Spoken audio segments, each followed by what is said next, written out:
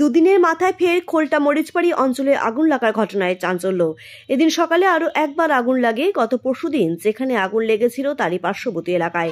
ঘটনায় স্থানীয়রা হাত বাড়িয়ে আগুন নেভানোর ব্যবস্থা করে। কি বলছে উপপ্রধান কাজী ওরফে বাড্ডু, আমরা শুনে নেব।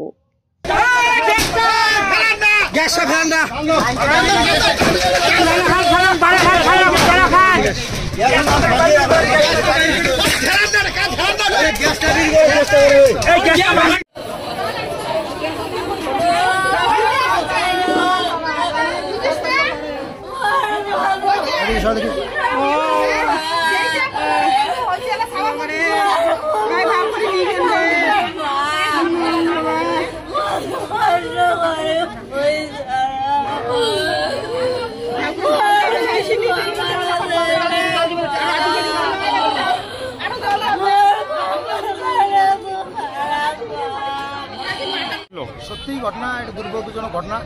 48 ঘন্টা পেরোতে না পড়েতেই প্রায় গত পরশু দিন বাজারে পার্শ্বস্থ এরিয়ায় লালু রায়ের বাড়িতে একটা বিদ্যুৎ আগুন লাগে। ঠিক আজকে সকালবেলা মরিবেড়ি বাজার ঠিক পাশেই একটা বাড়িতে ভয়াবহ দুর্ঘটনা, আগুন লাগে।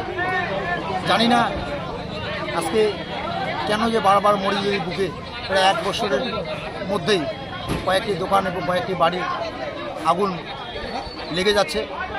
আমরা ব্যাপারটা বুঝতে পারছি না, সচেতনতার অভাব না এখানে কোনো একটা ব্যাপার আছে।